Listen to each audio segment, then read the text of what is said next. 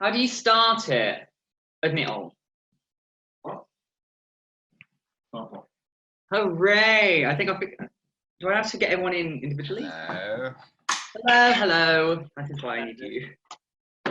Oh, that was stressful. Turn off the waiting room. It'll put people in automatically for you. Fabulous. Hi. So you mute all. Girl. Fabulous.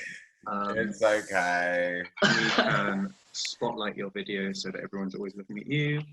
Everyone should always be looking at me, rude. If people say that they're having, if they don't want to just look at you, up here is the gallery view. Mm-hmm. Click that, or a spotlight view, and it'll go like that. And you share things. I can tell that you do.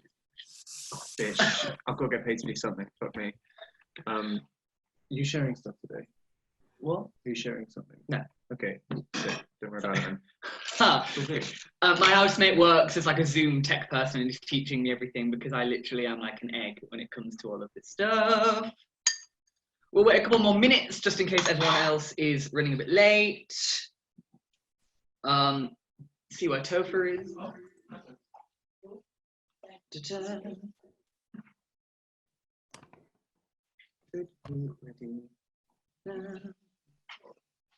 Also, please ignore the background noise, the joys of having... No, you can make noise, it's fine. I believe in you. Are you making anything nice? Chicken. I'm making chicken. This is probably not what you came for a fetish seminar, but you can get to know what my gay housemates are cooking. Chicken. We are also gay. They are also fetishists. So, he's making corn, okay. The joys of living with a vegetarian. Hey, can you see and hear me? Oh, here we go. Yeah, sorry, I'm so stupid. I didn't click the button. Technology is not our friend today. Should I go the other way? Yeah, I mean you're gorgeous on any side, but maybe being the right side would be useful. Yeah, I thought it would be. Everyone just says like that. Oh gosh, how are you? Good. It's been a day, but we survived it. Did everyone watch? Anyone from the UK? Boris did an announcement today. It was wild. What exactly did he announce? I was watching it like. What did he announce? It was just a lot of words and jargon. Yeah. Are we gonna die this month? Next month? Like. Who knows? I want to live. Yeah. Because my mum works in the primary school, so I'm getting really fucking pissed off with this now. I'm like, I don't want her in the line of fire, you know? Yeah. Excuse my language, sorry. It's fine, you can swear as much as you want. Just so people know, the community centre are recording this. If you do have an issue with it, you turn off your camera. If not, post camera. Thank you. So one thing I will ask for people, I know if people want to put their pronouns in their bio as well, you can change your nickname by going to the little dots in your corner and you can rename it. If people want to put their pronouns, that is fine. Otherwise, live your best life. So a quick little thing about how this is going to go today. It's basically going to be me doing a bit of talking, then opening up to everyone doing a bit of talking. Then we will talk to Sandy and Topher. We'll have a big old chat about what it is to be kinky and gay, and we're just going to be real respectful, y'all. We're going to be kind to one another. I do ask that you mute yourselves unless you are, like being at school, don't talk unless you're spoken to. But if you could, if you could mute yourself, and then when we do open it up, then do please unmute yourself. Also, get yourself a drink. Live your best life. Do what you need on a quarantine Sunday. So we will wait just a couple more minutes just in case someone else comes. If you do want to get this time to get a drink, quickly go to the loo, finish yourself off. I don't know what you're all doing. It's your life, your life. So yeah, we will wait a couple more minutes and we'll start about 1:15.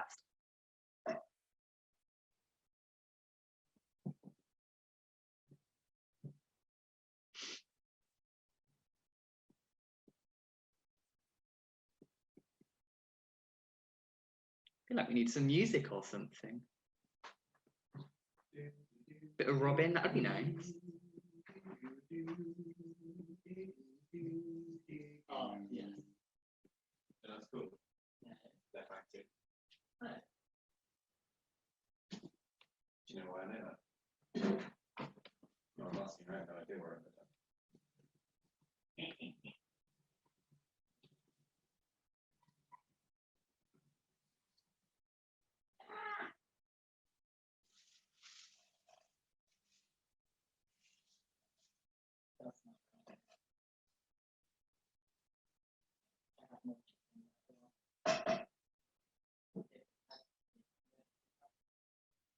try.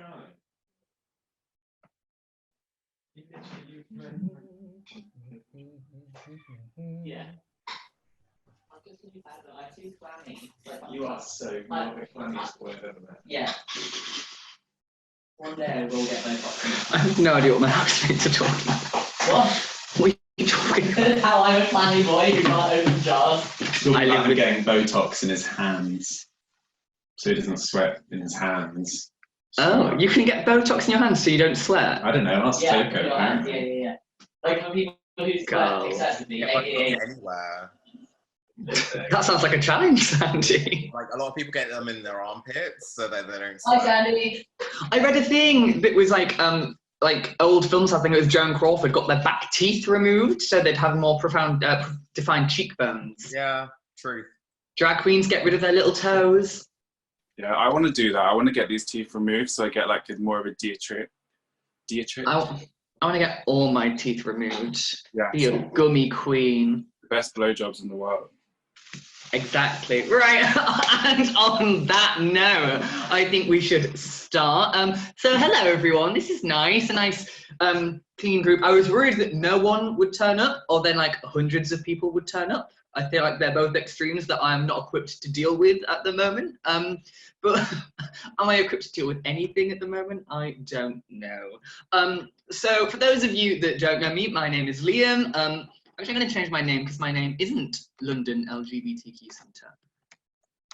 That'd be nice then. So my name is Liam. Some of you know me as Tish in fetish circles. Some of you even know me as Evangelina Jolie, the fierce drag diva, but that's for another day. And I'm a Yorkshire-born, London-based performer and artist and fetishist. And a lot of my work centres around gender and identity and basically how you can live your best self while being your stupidest self, I guess. Now I've been involved with the fetish community for about 3 years now, and I basically started because I went through a shaky breakup and I thought, how do I throw caution to the wind?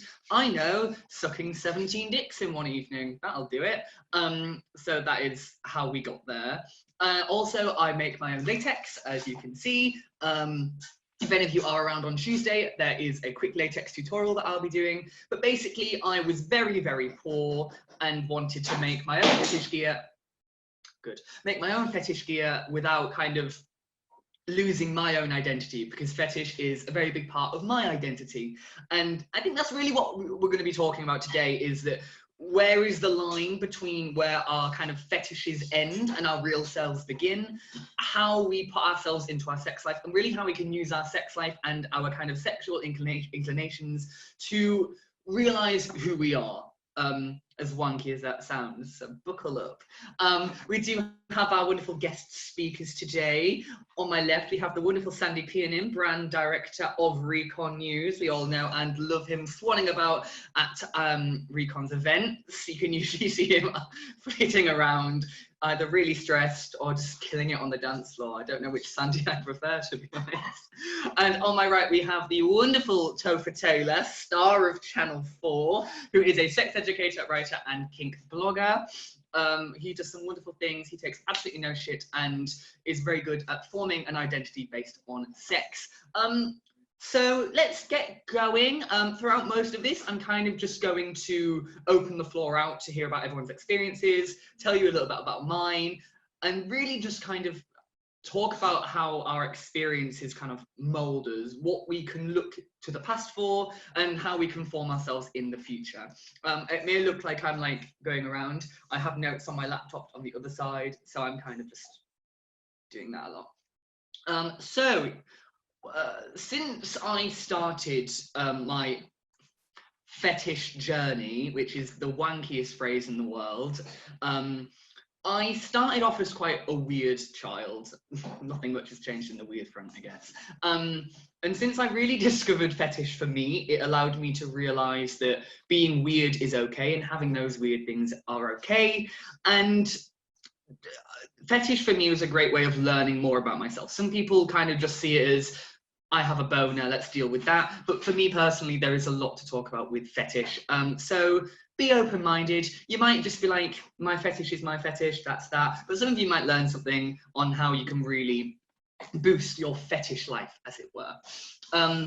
So one thing I want to talk about today as well is gender.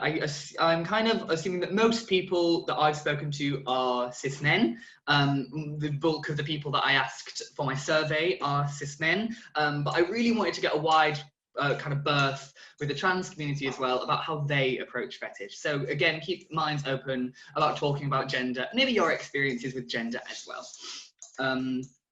So really, my notions of fetish centre around breaking stereotypes, which sounds like I'm more of a political person than someone that just kind of wants an orgasm. But fetish nowadays is turning into something of a political tool. There's loads of arguments going along today about whether our fetish should be kept in the bedroom, whether our fetish can be social. Social versus sexual is my favourite buzzword on Twitter. Some of the pups in the group have like PTSD hearing social versus sexual. So please do stick with me. And especially nowadays, we're looking at identity under attack. Recently, Liz Truss, who is the kind of equalities minister, has posted a lot of stuff that are kind of diminishing the rights of trans people, and it's creating this debate on how we perceive gender. And fetish is kind of a battleground for that. We like to live in absolutes of this is a man who is dominant, and labels. Who is banging about? But yeah, we like to live in labels. That kind of helps us to define who we are. But it's really, for me, about breaking those barriers apart. As you can tell, I can be quite feminine. I know. But most people are surprised that I'm actually more of a dominant top in kind of fetish realms. I remember actually why I wore this to Recon's December event last year. How we're going to miss fetish events this year. But no, I wore this outfit with a bit of makeup, and most people were quite surprised when I said, you know, I'm actually here to make someone cry. And since then, being on Twitter and being on social media, anytime I talk about dominance is usually met with, oh, you dominant, and that's usually by people that like to play the role of being big and masculine. So for me personally, I find just as much thrill breaking those barriers apart, and actually forming my own identity with fetish has been very cool too. So the first thing I want to talk about today is just where you fit in personally with fetish. The best thing that helped me was to learn about fetish without kind of shame, without barriers, and doing it on my own terms, because that gave me the best way of discovering who I am. So actually, the first thing I want to start off with is just to go around the room, as it were, and talk about people's first fetish memories. If anyone does want to share, just give a wave to the camera or just unmute yourself and be like, oi, me.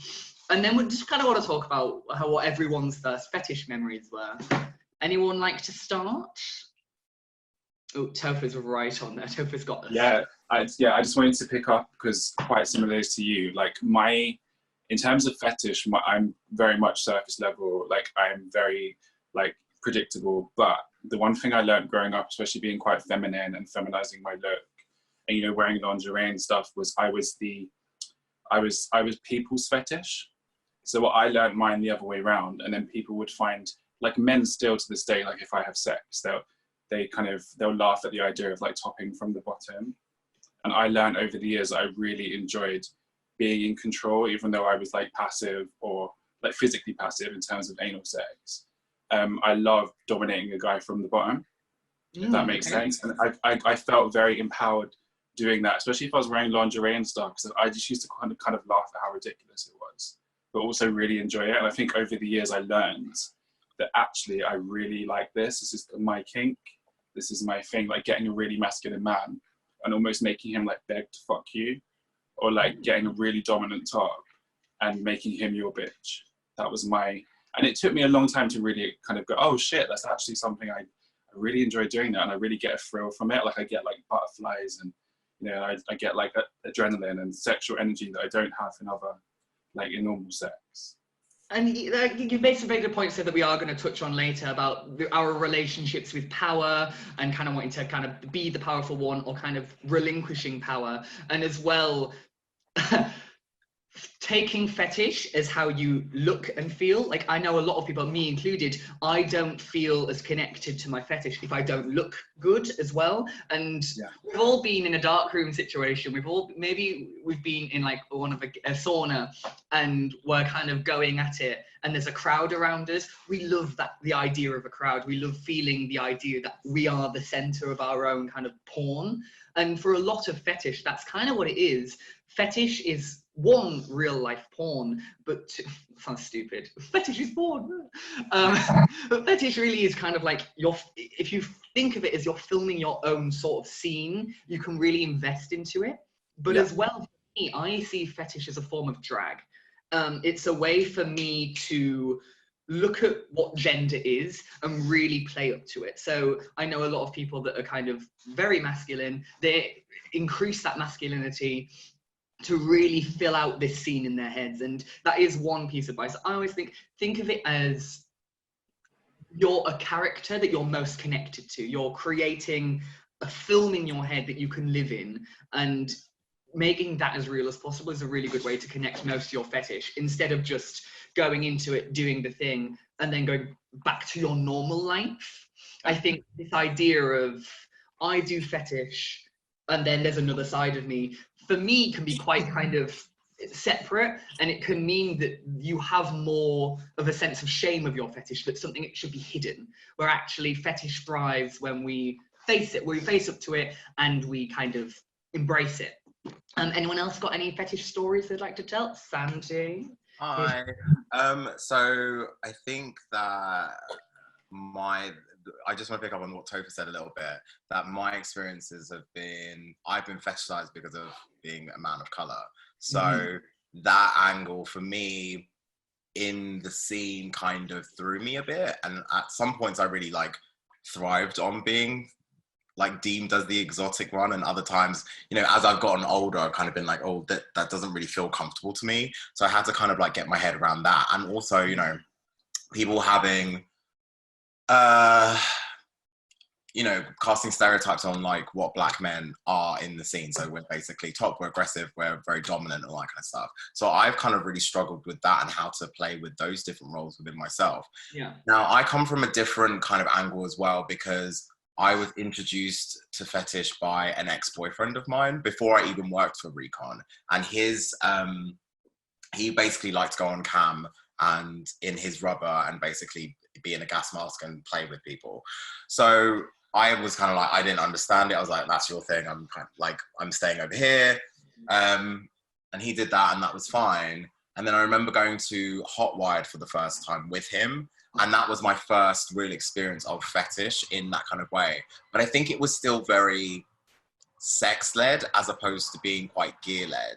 And I think when I went to Recon, I had to obviously go to different events and like gear up. And then that's when kind of my fetish, I suppose, really sprouted into like rubber and stuff like that. But to me, rubber was or is the kind of archetypal thing of fetish for me. Yeah. Because my only real notion of fetish was female dominatrix. Like that was in my head, and it was like head to toe rubber and latex. So that was what my thing was. So I thought, well, this is what I had to kind of be like.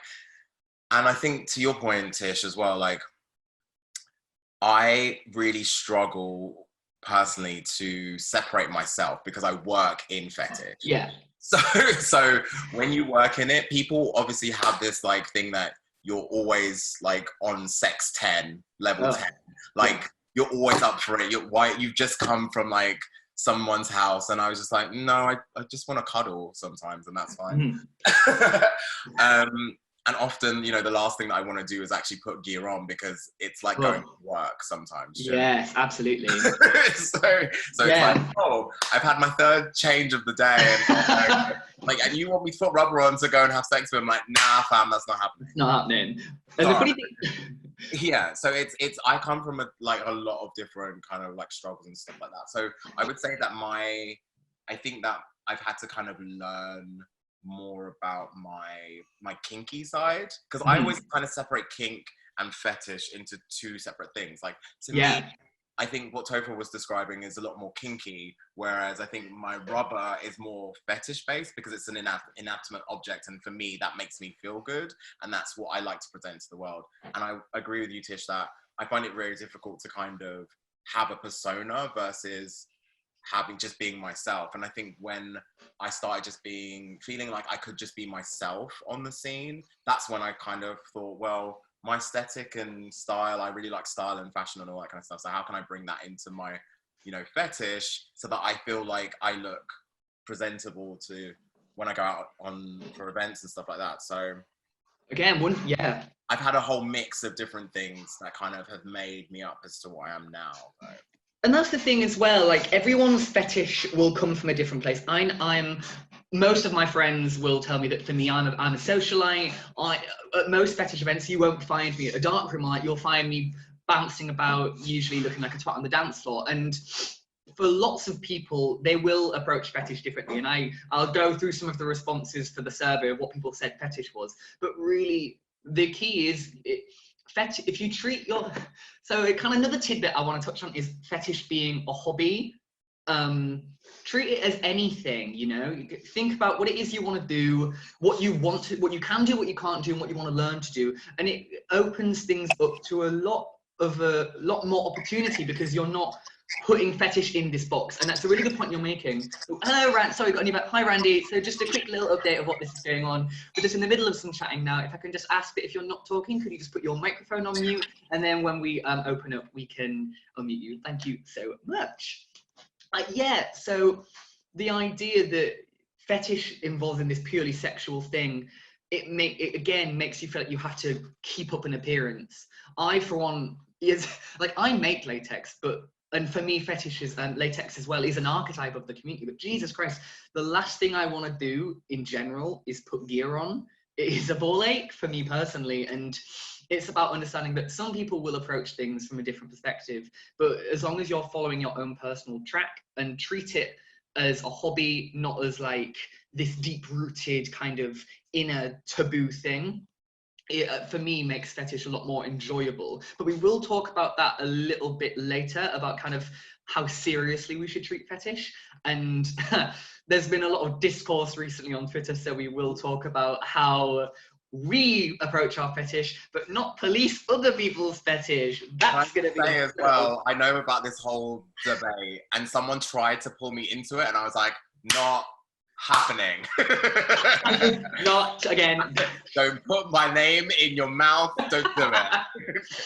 So I stayed out of it on purpose, but I do have a lot of thoughts. I have a lot of thoughts, which I'm going to share with you later. So continue. And Topher as well, you've had a bit of a week with it. I'm sure that lots of people have been dragging your name around just for kind of being true to yourself. So do put a pin on that. Yeah. Because we will be talking about social media very My therapist is going to make a lot of money next week. Anyone else want to share their fetish memories? Don't be shy. Just ask someone. Anyone at all. Don't be afraid to talk. Otherwise, there's just going to be me lisping on at you. I'll say a few things. Right. Hi, Wolfgang. Long time listener, first time caller. Yeah. So I basically agree with a lot of what you're saying about. For me personally, I think I've always known I've got sort of a few fetishy things, you can think. I'm very much of a late bloomer. I didn't really get into, although I got into gear early, I didn't really get into the scene. I've only been seen like a year or two. And for me, it was basically, I liked the kink. I wanted to get in with people who also liked the things I liked, basically.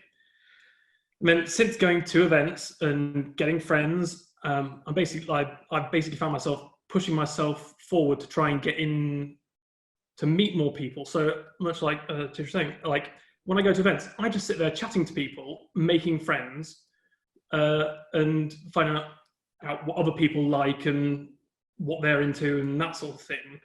And the whole time I get to wear gear while I'm doing it, which I really enjoy and is a turn on, but it's also like, it's nice and liberating, and it's also it gives a lot of me, it's helped me build a lot of confidence over the time in which I've gone things. Before I was very, very body conscious. But since I've started going out in gear, more and more flesh is exposed. we love. And so, like, even on Twitter, I started posting more stuff, and you get such a positive, or in my experience, I've gotten a lot of positive response from that, and that's really helped me accept myself and how I look, and the parts about me I can't change but other people like those parts, and that's the sort of thing for me. Really good points. And I think one thing, again, I want to really touch on with that is fetish is like a suit of armor for a lot of people. I know that as soon as I get the geesh on, I am untouchable, despite the fact that in my head I'm screaming. And I remember talking to my kind of vanilla friends about my fetishes when they've like stumbled onto something. And I describe it almost like a double life, and not a lot of people have the opportunity to do that. You have a version of yourself that you get to curate, and also have an orgasm while doing it. I mean, dream. But if you start thinking of this, there are parts of you that you might not like. There are parts of you that you might want to change, and there's parts of you that you might want to explore and really experiment with. So fetish is a really good tool for doing that. If you think about going to these places and thinking, I'm going to do one new thing today, I'm going to experience this one new thing, or I'm going to do that thing I never said I was going to do. Pushing limits and doing that with fetish is such a rewarding experience. And I remember meeting people at the start of when I first met them, and they were completely new to it. And then like a year later, they're like 17 fists inside of them, like singing Barbara Streisand. It's great. So really remember that fetish is an armor, that when you put it on, you can choose to be a completely different person. I know so many people that don't show their face, that love to be gimps and drones, that love the idea of erasing identity. But if you start thinking of it as, I'm putting on, not a mask, because you shouldn't hide yourself and you shouldn't completely change yourself, but it's a heightened version of you that you get to explore. Yes, Sandy?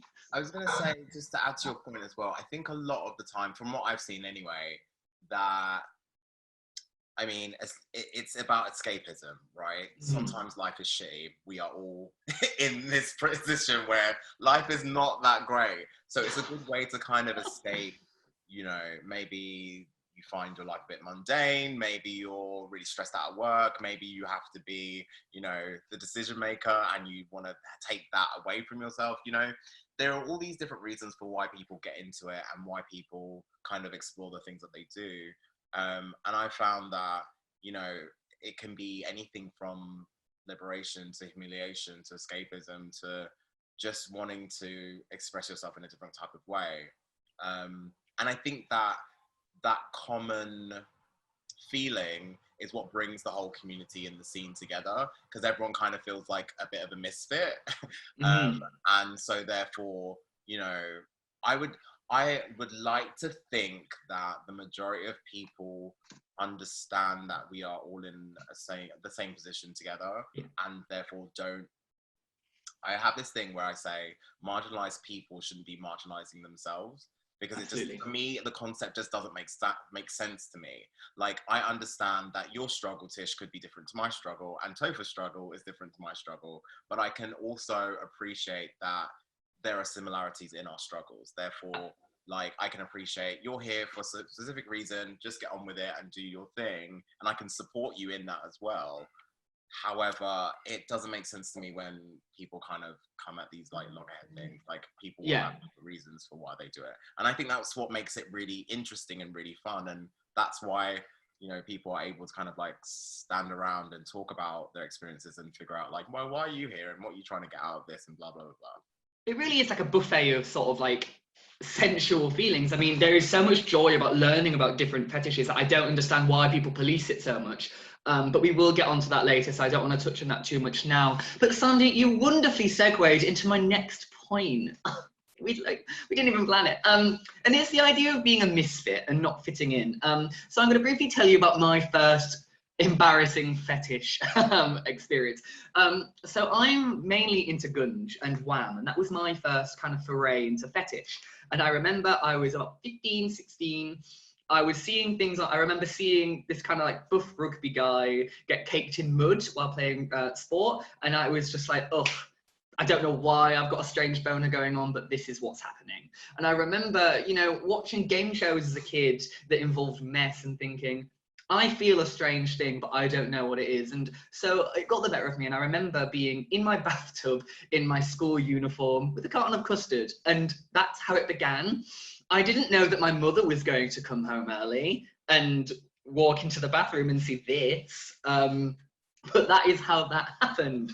And then I do not know how I got out of it. I lied and said it was an art project. A lot of what I do when I was living at home, being me and being like this freak of like this, it was always like, don't worry, ma'am, it's an art project. She'll probably stumble across this one day and be like, I knew. But the point of it is that for a lot of people that have fetishes that aren't like, let's say the norm, because even normal fetishes aren't like the norm for most, we are all connected by really fetish being weird, and it's okay to embrace that. I remember at the last recon party again, Buster at Miss Leather UK tying me up and shoving a trifle in my face. It was really hot. And halfway through, I couldn't help thinking, as a crowd was looking at me, this is really strange. Also, that sounded like a segue into like a Sex and the City thing. I'm so sorry if you were expecting that. I'm sorry. It's odd, and we all kind of have those memories where we're looking at something weird and we don't quite know what it is, but we know that there's like a rush of something. And we as queer people don't have the luxury of being force-fed how we're supposed to love people, how we're supposed to have sex. And that's for queer people in general. When you're a fetishist, those abstracts become even more strange, because you're not just going to flip onto Coronation Street and see someone in a sling or see someone doing this, that, and the other. So we have to find it ourselves. And I remember kind of being on a weird path for a while of like, this is strange. The thing that I'm into is odd, and I don't want anyone to know about it. And when you don't have those kind of community channels to discuss it, you can feel really lonely, and you can feel sort of unsure of yourself. Especially growing up, like I was a queer kid that got bullied. I had bad teeth, long hair. It was like a potato with a face. It wasn't the one. So doubled with that of knowing when I went home that the porn I was kind of scavenging for was really weird, it can make you feel quite shameful. And shame is something that kind of underruns a lot of the fetish community. Sometimes for the good, and I'll get to that kind of in a second of what is a good shame, because that sounds like a weird concept, but I do have a point, I promise. But most of the shame that we feel is kind of hammered onto us. So when we learn that actually fetish in general is just this weird thing where there's like one person wearing a diaper, one person pretending to be a dog, one person with a gas mask on, and we're all doing poppers dancing around to Lady Gaga, it comes to a point where it's like, this is weird, and it's great. It really is great. But the kind of key word is finding your tribe. And Recon will know a lot about this, because that's one of their big selling points, is kind of knowing your tribe. But one thing that I've noticed in particular, not just as a fetishist, but as a queer person, is the importance of knowing your history and knowing your legacy and knowing why we have the rights to do what we can do. And it goes back to that idea of fetish being a hobby. Learn about it, learn more about it. I mean, I'm with Toko now, who is do you want to come on? Hi. So actually, I'm going to actually Hi. ask Toko to say a few words on this, because Yeah. he's part of the leather community. Hello. He's a boot black, and again, this touches on the discourse I experienced a couple of days ago, is that communities such as the leather community play a massive part in our queer history. I mean, it's what, Tom Finland's 100th birthday yesterday, or around about. It is, unlike most fetishes, that one has very deep roots in history and tradition and our past. So if you want to, do you want to say a few words on the importance of knowing your history? Sure. So I am also a giant gay history nerd. So leather as a fetish for me kind of really intersects with my interests anyway, just as a human being. And for me, I completely understand, in a way, a lot of the old guard arguments. It was like, it does come from a different time, but I think it's really important that we understand our history and have knowledge of it and pay respect to it. That doesn't mean that you have to follow old guard protocol. Like, you can read the Leatherman's Handbook and decide what you want to keep from it and what you want to throw away. The author has explicitly said, like in the foreword, this is not a manual for protocol that everybody should be following. This is just my experience of protocol within this specific community at this specific time and place in history. And people still use it to be like, no, everyone should follow this one book. And I don't agree with that.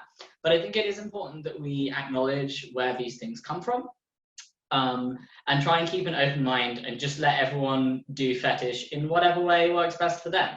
And if that means following Old Guard protocol and every rule written down in this book absolutely to the letter, fine. And if that means doing something completely else and getting all your leather from like vintage stores and customizing it and doing something totally new and fresh and modern, fine, that's great too. Like whatever you want to do. And I think what I have noticed, especially in the leather scene, I know I'm rambling, I know this is It's okay, please go on, it's wonderful. is that it's kind of this idea that there's two sides. You have the old guard and the new guard, but that isn't real. Like, there aren't these two opposing sides. We're just all men who like leather. And there are some people in the community who want there to be this big fight between these two factions. And it's like, it will only happen if we allow it to happen. And the thing that pissed me off about the other week is that I feel like people were allowing it to happen. And I was like, oh, we could all just shut up and wait for it to go away.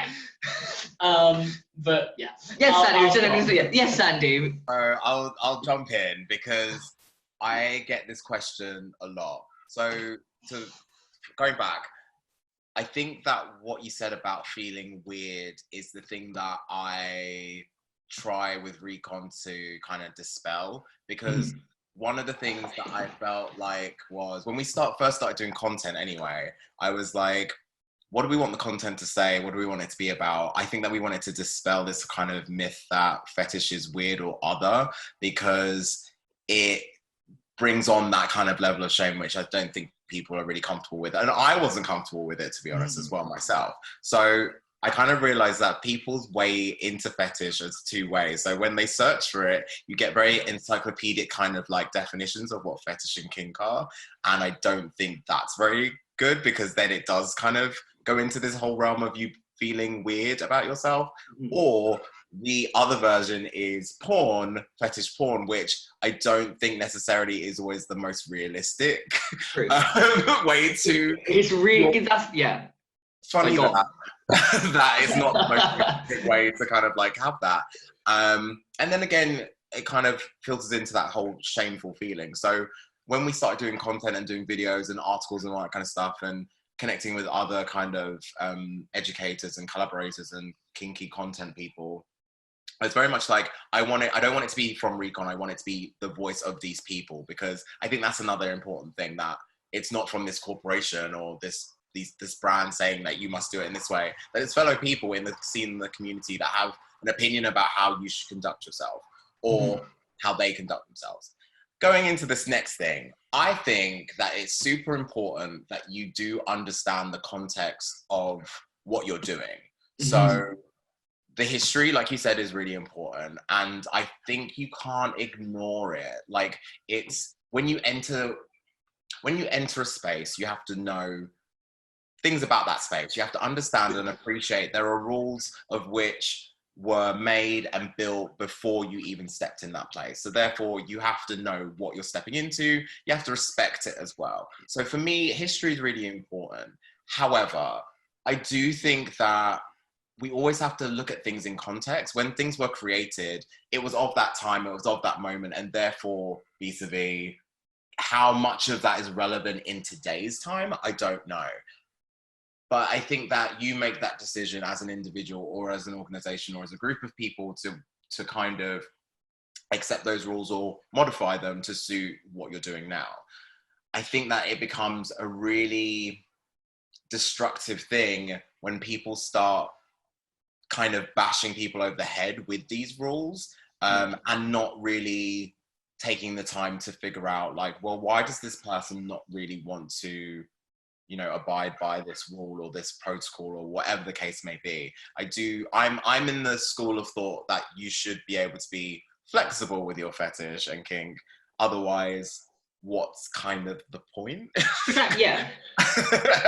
But it's something that I get approached to for some reason, because people think that I'm like the authority about, because I work for Recon, that if Recon says it's this, then it's this. And I'm like, no, it's down to the individual. It's not for us to say. It's not for me to tell you. I can only tell you what I do or how I might feel about something, but I'm not gonna enforce this rule, because the thing is, who are these police, like who's going to police the rule as well? That's the other thing. Exactly. Like, have some guy on Twitter.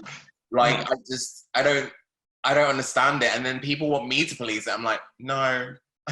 I'm busy. I'm washing my hair, I can't.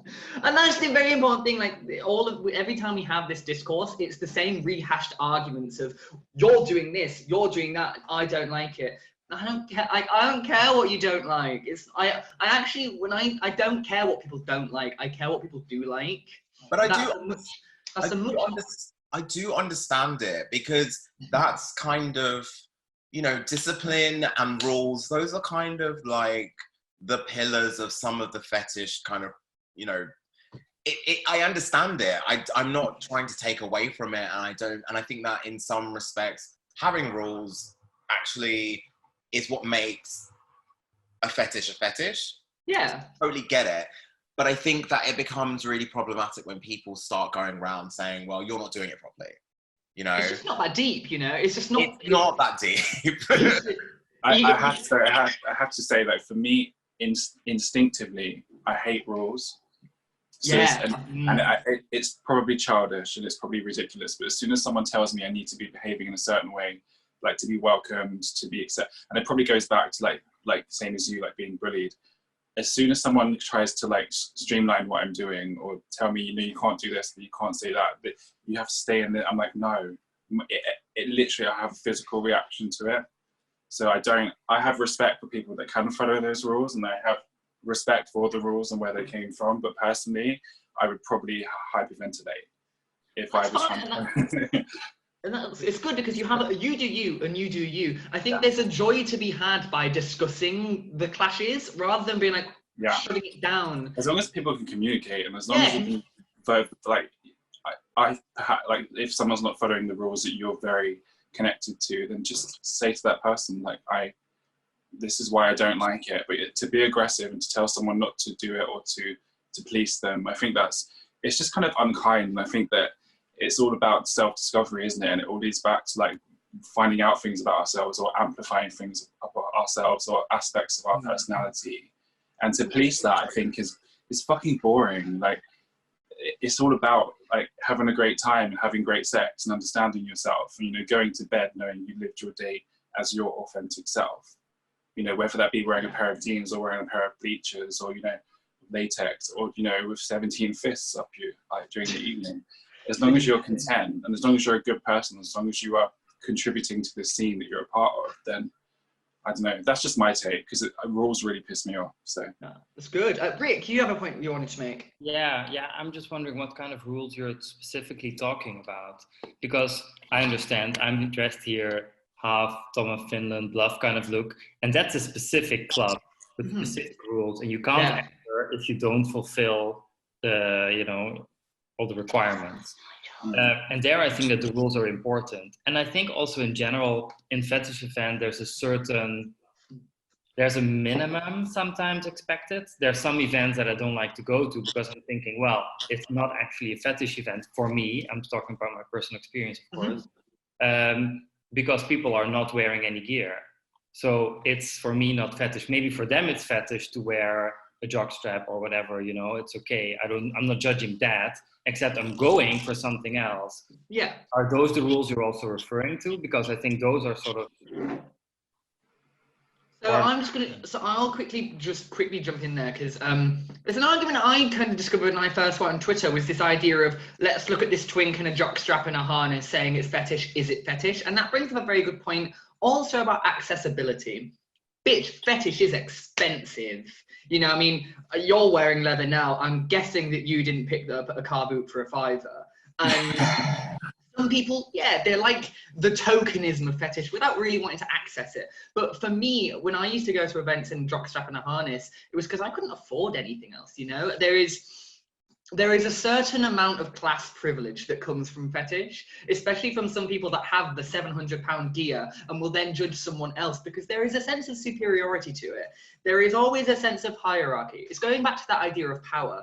Some people want to be powerful. Some people want to be that dom top, and they will exercise that in healthy ways. But there are also some people that their idea of power is thinking they're better than someone else, especially in like a master-slave sort of situation.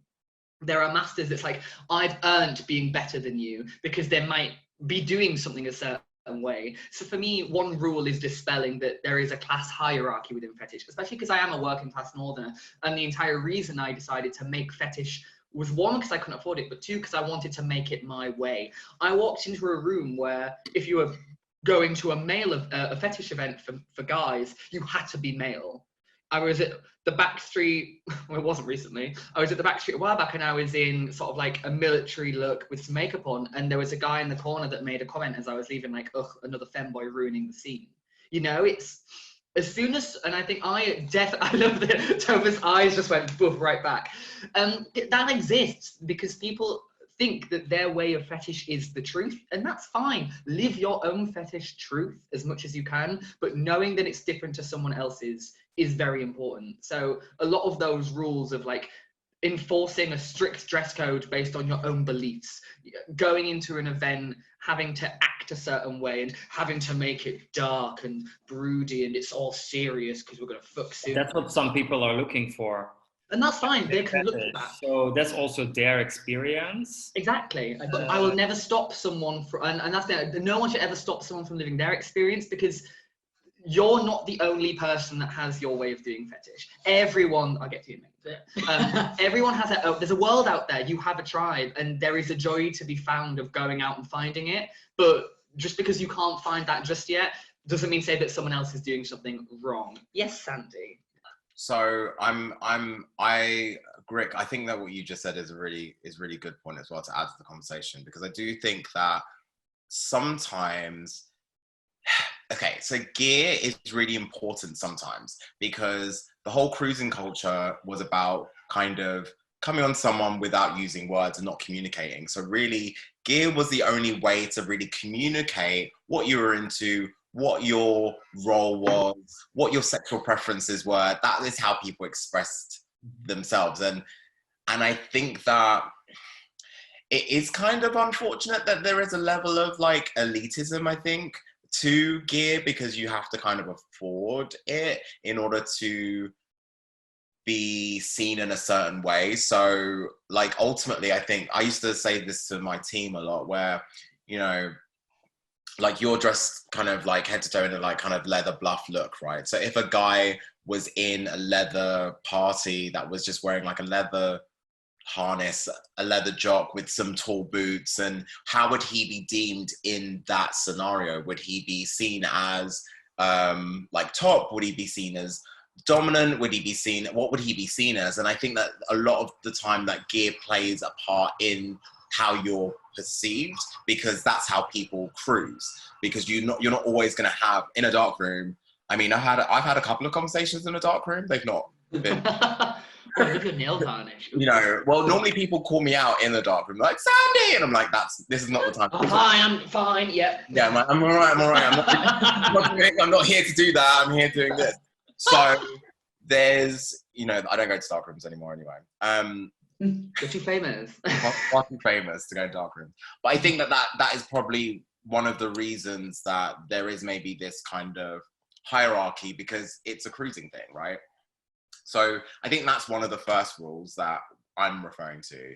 I think this idea that you need gear, though, to be kinky and into fetish is kind of weird, because it's only really when you go to events that you need some kind of gear. And I would say that there are so many different types of events for people that do want kind of like a very strict, kind of like fully geared like experience, versus people that want to go to, you know, SBN or something like that and kind of, you know, roam about in dark rooms and find people to play with in that respect as well. So again, I think that I don't think we should be enforcing rules on people. Find what you're kind of into and find the place to kind of express that. But I think that sometimes those are the rules that people kind of get, or in my experience, when people kind of come to me with questions. Those are the rules that they're normally talking about. And that's a really interesting point as well about going back to knowing your history. I mean, the reason that fetish is very visual is because a lot of it was based in the AIDS crisis and based in Section 28 and places where we couldn't visibly be ourselves. And that's also why a lot of us feel shame towards our kinks, because our community is built upon shame. It's built on the idea that we're an other. And when you embrace that and understand that if you do feel like something is weird, that is okay, because you understand your past and your kind of community well enough to know that just because there's a reason it's there and that brings its own level of respect, then you decide how much of that you want to take on board. I know Toka wants to Yeah, make a I quick feel point. like on the side, two things I have to say. One, Bluff was mentioned, and I therefore have to mention that Nigel is the greatest man and I love him. I stand Nigel with my whole heart. And secondly, there's a really every Zoom call I've been in, I've talked about how much I stand Nigel. Good. So also there's a really interesting point in tradition, especially for leather, is the concept of earning your leathers. So I know one person who's done that, and it's not a tradition that many people uphold these days, but it's a really interesting one in terms of getting people involved in the community who don't necessarily have the money. I know this is something that you and I have discussed, Tish, about like, you know, in the beginnings of the leather community, would people be like, oh, you're not wearing langlets, then you can't sit with us? No, of course they weren't. It was this idea that you would start at the bottom with not a lot of gear, and you would earn certain items of gear through doing certain actions. So like you would learn to boot black and someone would gift you some boots. You would take a certain amount of spankings from a belt and someone would gift you a belt. And that's a really cool thing. That's another reason why you should treat fetish as a hobby, because you get to learn really cool shit like that. I didn't know that a few weeks ago. But learn your shit, kids. This is the thing, and I have a friend who, actually Alistair, the current European boot black title holder, is the one to talk to about this. He has earned all his leathers from the bottom up. Started as he's a dominant sadist, but in order to earn his leathers, he had to start submitting and start from the bottom and work his way up. It also falls into the idea of like, as a dominant, you should never be dishing out anything that you have not yourself taken. So then it also comes into that as well.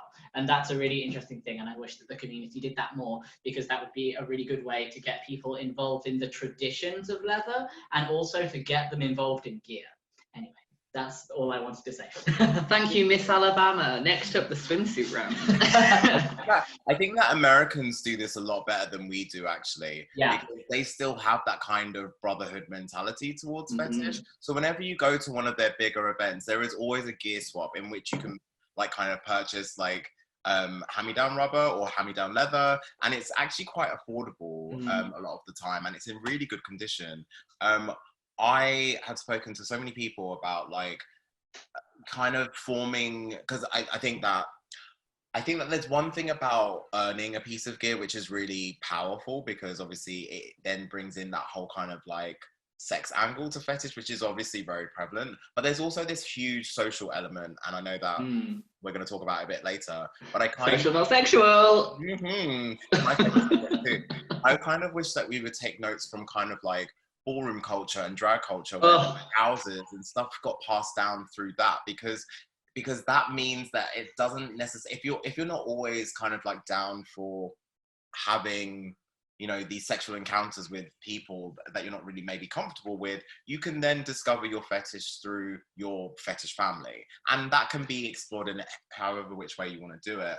But like I often do like, you know, gear clear outs of my wardrobe, and I'll be like, I'll just gift someone like a piece of gear, because I just think to myself, well, I've had it, I've used it, this is what, you know, someone else can now appreciate that, you know, because I understand how expensive it is, and I feel like I am quite privileged that, you know, sometimes I get stuff given to me, sometimes I go out and buy it myself. It shouldn't really be, how can we as individuals kind of break this kind of like system down? And I think it's down to us actually making an effort to kind of like build a new kind of infrastructure so that people can access the scene a bit easier. We all judge the word community. I know that we'll go down Twitter and someone will be like, fetish community, and we all want to like smack someone with a ruler. But it is really important. Having a fetish family and having a group of people that you can literally talk about the strangest and most inmost parts of you is really useful. I mean, I live with a house of fetishists, and I have a strong group of fetishist friends who, some of whom are here today. Thank you for the support, kick.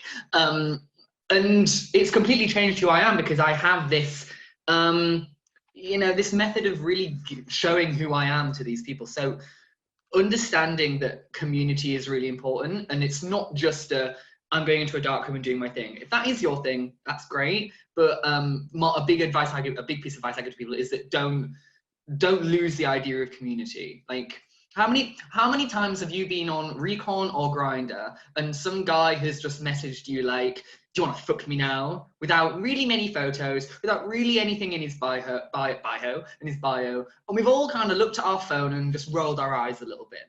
When that happens to me, I like to have a chat with those people, just because I don't feel like they've understood. They kind of have grasped that there's more opportunity to be had by talking. So many people want it to be exclusively sexual, and without words, without sort of any idea of this is who I am. And usually they're the people that seem a little bit more kind of isolated, and that we kind of cast a bit of judgment on. And they have that kind of inbuilt for a reason. Again, it's about knowing that there's a kind of inner rooted kind of, I must keep this hidden. But as Sandy said, you know, having a sense of community that isn't just fucking in a dark room is really important. My first rubber party was back in 2017. And if anyone knows Twisted Jock on Twitter, I saw him as this gorgeous man who would never talk to the likes of me. And I just remember commenting on one of his tweets, and we are really close friends still to this day. He talked to me all week. I got ready at his house. He lent me a vest that I still have to this day. And I remember those moments more than the times that I gagged on a dick, if that makes sense. Like, I don't have many of those times. The dick was not good enough there. It probably wasn't. The joys of I know Twisted Jock as well. He's not that nice. No, I actually love him to bits. Yeah, he's so nice, and also his husband is everything. Oh my god, he made some of my stuff last year for Pride. It's really cute. Like, quick advice on a completely different note: support your queer crafters. Yes. Support the people, because I mean, please do, you know, regulations, small business. Togo works for regulation. We're really small. Please give us money. I used to work for regulation. Lots of people think that you're huge, and I'm like, No. I know. One man in the warehouse. That's it. I love you guys at regulation, because you really turn some shit out that I'm like, what the fuck? It comes from, like, you know, it's a tiny thing. Like, your team's really small, so. Also, side note, Sandy, earlier when you were saying about people approaching you in the dark room, since I have started working at regulation, I've fully had like people come up to me in the dark room and be like, "Oh hey, you work at regulation," and I'm like, "What are you doing?" I'm wearing regulation today. Oh, stunning! Yes. I wonder who made that. I think it might have been. Just sit on a bed, I know, because I've hurt myself. Long story short, I worked at regulation for a month, then I got fired. That's not great. If I wasn't a bad employee, I just wasn't the best at making latex back then. I just want to say I absolutely love regulation, and people are always saying to me, like, because we obviously have the individual Clone Zone store accounts on social media, and people I always forget you work for Clone Zone. Always forget. Yeah, really fun at the minute. It's chaos, but everyone's always like, "Oh God, you guys, you can't publicly communicate with other brands." I'm like, why the fuck not? I love regulation. I love the team. Support your community. Ridiculous. I don't try and police us. I can't bear that. But no, I love regulation. I just love everything they represent. I love the new store. I love those digital screens downstairs. Yeah. It's just really nice. Yeah, you invite me and I will make you a cup of tea, anyone. I always walk in because I used to work down the road, and the amount of times just walked in, like, I would love a cup of tea. Thank you so much. I love everything about the brand. I think it's sexy. I love the imagery. I just love all of it. And I think such a lovely team. A reason that I feel like regulation are so good is that it's for the community, by the community. Yeah. Now, I know a lot of people that work at Libidex, and Libidex are wonderful as kind of fetish crafters, but it is also more from a kind of a heterocentric point of view, because a lot of it's fashion based, and the kind of fetish scene with latex in the heterosexual community is actually a lot more based within fashion and within sort of with a lot of more dominatrix work, speaking to who I speak to at Libidex. But regulation is quite good because it is for kink fetishists and bi fetishists, and I always say support the community that's trying to support you. I have some friends, for instance, I have good friends with Mockingbird Leather. who are friends with in the chat. He makes his own leather gear. People that make their own gear, I have such respect for. And for me, making my own gear, it's meant that I feel so much more connected to fetish, and finding those moments where you can be more connected to fetish other than just having sex, really good experiences. So I'm just going to quickly brush on, because I want to kind of change the topic of the conversation a little bit. Before we move on though, anyone got any like questions they want to ask, any pointers, anything of that ilk? Any little bit, speak now? No? Okay, so I just quickly wrote down, one side of the coin is I want to be accepted and I want to not feel stigma for what I enjoy, but the other hand is this is our underground thing, I want to feel part of an exclusive sect, and there's a danger to what I'm doing. And so there is an interesting kind of conversation about, should fetish be dangerous? Should it be sort of elusive and kind of alluring? Or should it be opening and kind of warm and anyone can access it? And really, the answer's both. The answer is both. Just, it can be kind of cool, it can be dangerous, but finding other people makes it so much more open. I went to brunch before, this like every other week with other Kinksters, the gayest times and the best times. So just be aware of your surroundings, be aware of your community, and live that life. So I'm going to open the next bit up to Topher. I feel like I'm just dropping this on you, because what I want to talk to people about now specifically is identity and gender. As I said, my experience as a crafter and as a gender fluid person that doesn't fit a binary is that I can sometimes feel very at odds with what the community is telling me. According to my survey, I got a few responses from some trans people, and they felt that they couldn't access the community. And access is a really important thing. I hate that.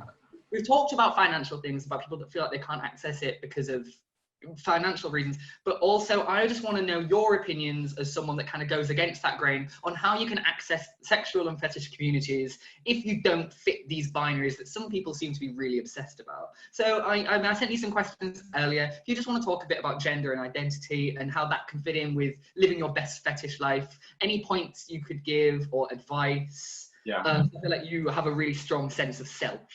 Yeah, I think I definitely learned the most about myself. Like, I'm a cis man, but I learned the most about my like masculinity or their lack of whatever, because being feminine, like when I was a kid and when I was becoming sexually active, when I was 13, 14, 15, I looked extremely effeminate, like really girly. So I would have, like, I'm shrugging my fingers, of course, straight men coming onto me all the time. So I learned about power and sex and self-control, and even like, because you got to remember, like, I mean, I'm 30, but we didn't learn about gay sex at school. I learned about gay sex from watching porn and from trial and error. So being this feminine person who like guys would come on to, and I would learn about, like, you know, how to suck dick, how to be penetrated, you know, it empowered me. And that's kind of where I learned myself and my identity. And what I would advise any young person or any curious person is, we are so lucky to have social media now, and you know, things like Twitter, things like Instagram, you can find so many like-minded people with a search of a hashtag. You know, you can, even if it's one person you're fixated on from a porn film, and you look up that porn actor or actress or whoever, and you look at who's following them, who's interacting with them, you can kind of find your tribe that way. And it doesn't cost a lot of money, like if you want to chuck on lingerie or if you want to butch up, I don't know. But one thing that always it doesn't infuriate me, I don't give it that much energy anymore, is that people still say to me all the time, like, oh, I wish you wouldn't wear like tights and stuff, I wish you wouldn't wear stockings, you look really nice when you're masculine. Because like, I'm quite built, like I'm slim, but I'm quite built, like I'm a big guy, I'm 6 foot, I'm like 14 stone. But like, it pisses me off when someone says, you would look so good if you would just, and it's like, I don't want to. If I wanted to do it, I would do it. And I hope, like, I get lots of young people that, and sometimes it concerns me how young, like 16, 17, messaging me, and they'll be like, oh, I'd love to dress like you. I'm like, wait. Wait until you're 18, first of all, because it's very suggestive. But it's a good thing to do. It's a great, like, one of the best ways to learn about yourself as a man, I've learned, is by being feminine. And just saying, I like dressing that way. I like getting that attention. I like sometimes confusing men. I like making out security guards and like bouncers, because like they've never seen someone like me. But like, I like that, and to me it's exciting. It's always been fresh, and like I said, I'm 30. I've been dressing like an idiot since I was 13. I used to go to clubs, and I used to be a go-go dancer on Charing Cross Road. And I used to get my attention and work by dressing, like, you know, suggesting femininity, even if it wasn't just like wearing a lingerie or high heels and stuff. I would just like wear eye makeup, whereas the other boys would have like 6-packs, you know, shaved heads, and there was me like the little like gay boy dancing around. But I hope that anyone, it doesn't matter what age really or whoever, it's just you can utilize social media and use that to your advantage, because we're so lucky, because like we had MySpace and whatever, and that wasn't, you know, you couldn't really do it on there. Like we had Jeffree Star, but like he's a racist cunt, so I just didn't want to be like him. But, yeah, I just hope that people, the young people, are utilizing social media. You know, obviously when you're 18, and you know, it's if you are someone who wants to be dressing, you know, stereotypically what your idea of feminine is, do it, but just, you know, research. Don't post pictures of yourself until you're comfortable. You know, find a role model, find someone you want to be a little bit like, and use that. I use David Bowie and Madonna, and like that's why today I'm like a pound shop Grace Jones. But like, I'm stealing that. I consider that bitch stolen. But yeah, I just hope that people are utilizing what's available for free. If anyone watches Drag Race, I mean, sorry to mention Drag Race because it's an absolute cunt of a ball ache, but there's a quote that Aja said, if you watched her season of All Stars, that said that basically gender's over, which for me is really exciting, because my gender identity is very strange. I still have dysphoria about my body, that I feel like my body is wrong. You know, I'm quite a portly bloke, you know, that has, you know, small dick issues and an odd face. So for me, I only feel the most pretty actually when I'm kind of in makeup. And like today, I mean, this isn't that good. I did this in about 20 minutes, and actually in the proper like Your brows looks, are great. I drew my brows on for the first time. Stop it. They look really good. Anyway, there are points where like Take some of my eyebrows, is way too much. I don't have eyebrows, so you can have mine. I'm like Cara Delevingne's brother. a monthly glue stick budget.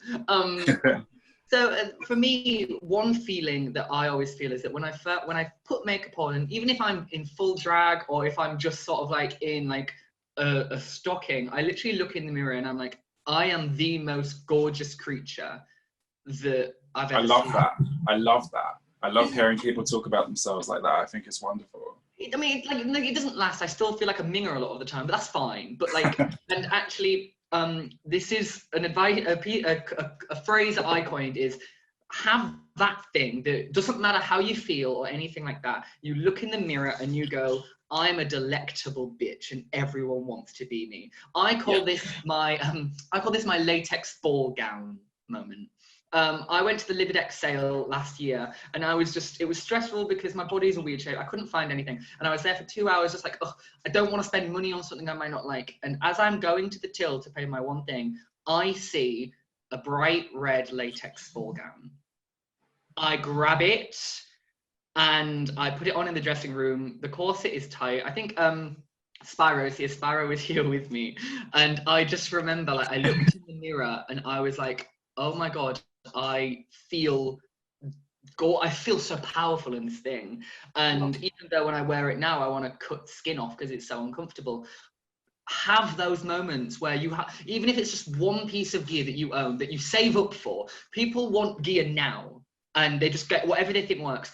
Think about who you are. Spend a lot of time thinking about who you want to be and ask yourself these questions in your head. So then when you want to bring that to fruition, you can be that, have that latex ball gown, save that bit of money. I guarantee you that moment where you look in the mirror and it's on, you genuinely feel like the most stunning creature. And like when I went to recon in this, I knew that certain people, I saw people were sniggering at me behind my back. I mean, look, I don't feel like a looker, but no one could tell me anything because I felt like I made it. So I hate to like mention RuPaul again, but I have to say there's one quote of his that I do really love, and I love it when he says it because each time I'm like, it's drag doesn't change who you are, it reveals who you are. Mm-hmm. And a lot of the time when like dressing a certain way or putting on a costume or putting on an outfit or wearing something that makes you, it brings out a side of yourself that perhaps wasn't, you know, there, or that you weren't aware, it was in your subconscious. And again, like I said right in the beginning, like when I dress a certain way, and I watch the way, like, if I have a guy in my house and he'll be like, can you dress like I see on your Instagram, whatever, and I'm like, all right, cool, as long as you don't come in 10 seconds, it's fine. And then, but it reveals that this personality comes out that I don't have when I'm at my desk, and I don't have when I'm in Tesco, you know. But and as much as I have issues with RuPaul, and obviously, yeah, we won't go into that, but I like that quote, and I like what that means, and I identify with that. And embrace it. It's fine to embrace it, and that's the thing. The amount of times I have guys that like will be like, I'm a man, I'd never put makeup on, and then they'll put a bit of eyeliner on, and they literally live for it. And everyone at the fetish event, I'm like, oh my god, your eyes are amazing. And here's me in like a full outfit, and no one cares, but some guy. Well, it's cool if someone doesn't want their makeup. It's cool if you do. Exactly, just embody your best self. And it's also strange because there is a line where gender is fetishized within queer communities. I mean, the amount of times I've been told I want you to wear lingerie and do this, that, and the other. And I don't want to say it's problematic, because some people, gender is problematic, but especially when people like me struggle to access the scene because of gender. And I know so many people, again, where trans people said that they felt like they couldn't access the scene. I that really gross recon message that I literally tweeted. Sorry, I'm on screen. I'm gonna come on screen. Because I really struggle, because I am hard of hearing. So some people. So Toko is. Some people might need to read my lips. So I once got a message on Recon that just simply read, "I've never had a trans lick my boots before," and I was like, "And you never shall." And that happens. People will like. And you know about this, people will fetishize you, and there is an extent where it does make you feel powerful, it makes you feel good, but sometimes when I'm in this and some people want it, it is a little bit like, that's good for you, but that's not something that we should constantly exercise as a right. Because when I go into these scenarios and I go into people, and I have people that I know that are like, I want you to put me in makeup and I want you to humiliate me as a sissy, as if being female is something that humiliates a man. I said to him, you can let me put makeup on you, but you will not be humiliated, darling. You have a fierce cut crease and that will be that. So if you do have, and it's not wrong, because, you know, I love the feeling of being in lingerie, and some people will find that humiliating. Again, it goes back to that idea of that is fine, but there is a world out there, and sometimes, you know, we can have problematic things. I know I have lots of problematic tendencies. It's about how we exercise those in a public realm, especially when gender is becoming a talking point, and it's not, for use of a better word, it's not going well. I think I feel like there are lots of things, but that's a whole other thing, you know, about kind of the way we perceive gender. But it's, especially in the fetish community, where there is an obsession with masculinity, letting people be feminine and be who they want to be is really important. So just it's something to bear in mind next time you see that little femme kid in the corner that feels like he's wrong. And plus, heels fucking hurt. Give them respect. Trust me. The only reason I've got muscles in my legs is because of heels. I don't fucking work out. But for you pain fags out there, Dita Von T says it perfectly. The fetish is in the pain. More heels. That's the Davidson. No. So yeah, social media, very important point. We're going to segue in that, and this is why I would like to talk to you, Sandy, because you work in social media, so you'll know a thing or two about this. Social media is massive now. We're all on it. I've got a Twitter. I live through my fetish Twitter. But I also know that, so it's that kind of okay boomer mentality. Is social media a good thing or a bad thing? And I know that I want to be the best fetish self. And especially when I'm making latex, it's really easy for me to just clock onto Twitter or clock onto Instagram and see this gorgeous person getting thousands and thousands of likes, when I then post a selfie that I think stunning and it gets like 4. Envy is a really kind of big point of this. So how do we access social media and allow it to be part of our lives without it becoming an all-assuming factor where it can build into those narratives of fetish has to be done a certain way, fetish is done for the privilege, is only for the privileged few? How have your experiences with social media impacted your relationship with fetish? Okay. This is a big topic, because I think that just thinking about social media in general, like, we have to apply the same rules that happen in the overall social media landscape onto the fetish scene as well. Like, we're still gonna, you know, the muscle Mary, I shouldn't really say that, but the muscly guy who's like perfectly good looking is still gonna get those 1,000 likes compared to someone else, just because that's just culture as opposed to fetish culture, right? Mm-hmm. I think that social media is really important in the fetish community or the fetish scene to connect people, because you can find your tribe. Like Topher said, I agree with that 100%, because it means that you can access it in a really cool way. I mean, Recon is a social media platform in a sense, I suppose, and especially with now that we do content and stuff like that. So for me, that's really important, that how do you harness those connections? How do you foster those connections? And that's social media, the way that we connect. I think that the problem though becomes when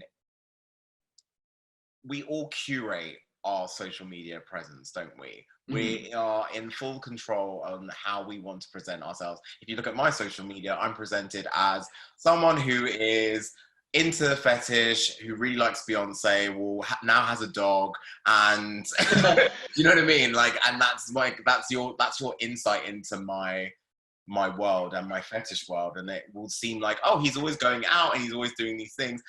And you would never think to myself, as soon as I leave that behind, where I'm not working, that the last thing I want to do is get into rubber. Like, my journey has gone through, you know, peaks and troughs, where I've kind of wanted to be in rubber all the time, where I've wanted to have sex in rubber, where I've not wanted to do any of that, and it's just a case of like, I just literally would like a cuddle with someone. So yeah. I think that it can be detrimental if you don't take it with a pinch of salt. Absolutely. So I think that we all have to kind of be careful.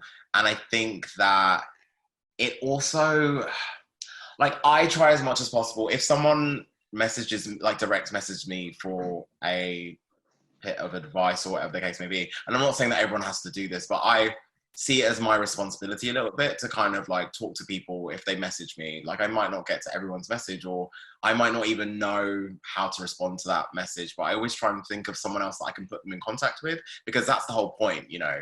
Otherwise, what's the kind of point? And I feel like I'm in a privileged position where I am maybe seen as that person that people feel like, oh, I want a piece of rubber, where can I get rubber from? Do you know what I mean? And I'll put them in connection with each other. So I think it's really, really powerful. But I do worry that if there aren't enough, I don't want to say role models, but I want to kind of, if there aren't enough examples of what the true richness of what the fetish landscape is, i.e., yes, you can have this muscle guy, yes, you can have this femme sissy boy, you can have, you know, a full spectrum of people that are into different things, and access them and get advice from them, then I think it can be quite detrimental. Like, I get so many people in my DMs messaging me saying how it's really powerful that they see someone who is Black into the fetish scene, and not only Black, but, you know, in charge of one of the biggest brands on the scene as well. So for them, it's a really powerful thing. And I meet people that come to our events purely just to kind of meet me, because they were so scared about not being able to be part of it, because, you know, they're struggling with racism within the scene as well. So it's give and take, isn't it? I find it really difficult, and I have to constantly think about, why am I posting something now, as opposed to, I'm just going to post this thing, and what am I hoping to get back from it? Very good point. Especially like it sounds awful, but like I love the idea of getting likes, because I never had that validation when I was younger, and the fetish scene is the most prominent scene of my life. So of course I want all of those things, but I now have realized that, to an extent, thinking of fetish as a personal brand can be a really interesting tool. It can allow you to think about what you want to give to a community and what you want to receive back. If you can compartmentalize kind of the parts of your fetish life that are most important to you, you'll find the better relationships with people. You're not just like, here's an opportunity, I'm going to go for it. If you brand yourself as, this is what this person would like, this is what this person wouldn't like, obviously talking about yourself, you can look for more meaningful connections with people and more enriching experiences. Yeah. That being said, don't live that as truth. Again, social media is a very important part of that, where it's so easy to be like, to kind of fall into the rabbit hole of it. It's just, it doesn't mean anything. Like, and that's the kind of general part of fetish to me. It's like, it doesn't mean as much as you think it does. Like, Can I say something on the back of yeah, that? of course. Because I have to admit, I mean, like I said, I've mentioned like I went through my 20s and stuff, and I really only discovered myself 100% like mid-20s, and I was in a long relationship from 19 to 25.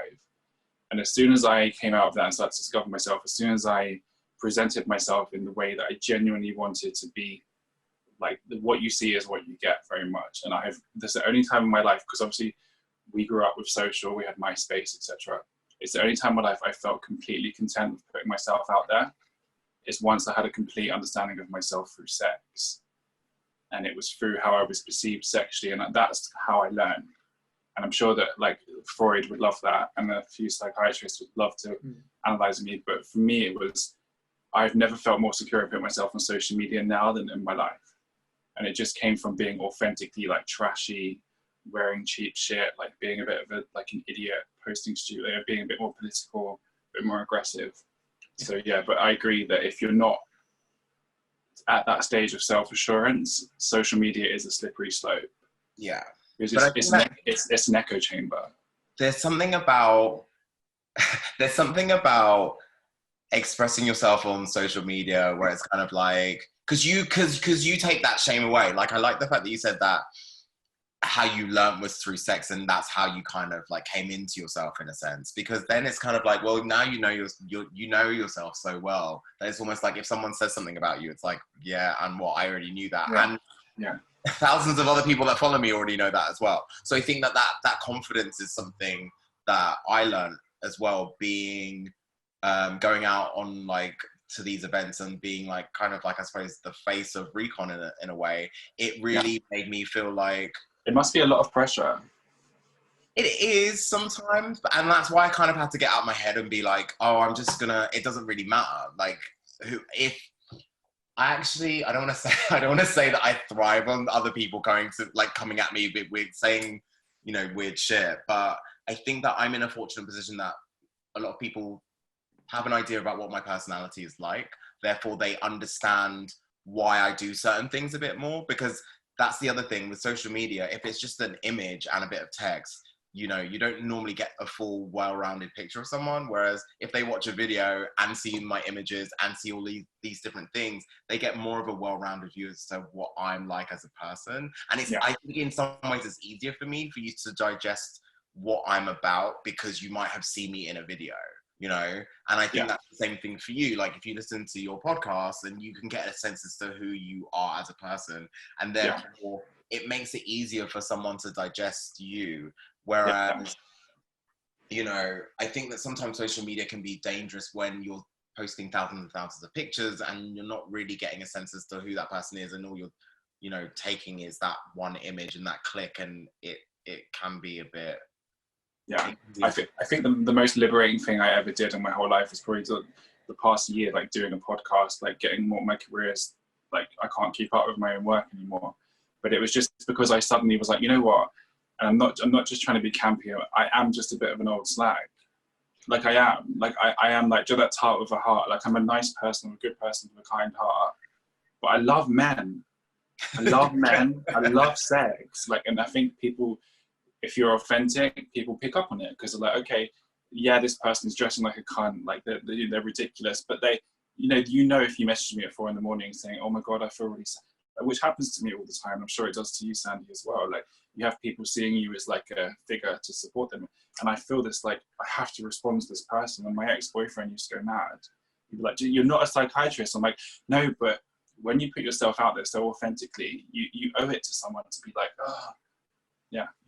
And that's the thing. Like, for me, fetish, people that are exploring fetish for the first time, and not even just that, anyone that's kind of exploring something that kind of defies the norm, are usually to some extent lost and just looking for someone to tell them the way. They want to be able to go to that person and be like, I don't know what I'm doing. For instance, for me, you know, I didn't know what my gender identity was. Now I was literally scratching at the walls, like, I don't know what I am. And it was through the fetish community and talking to people that I got to learn more about who I am, and it made me the better person.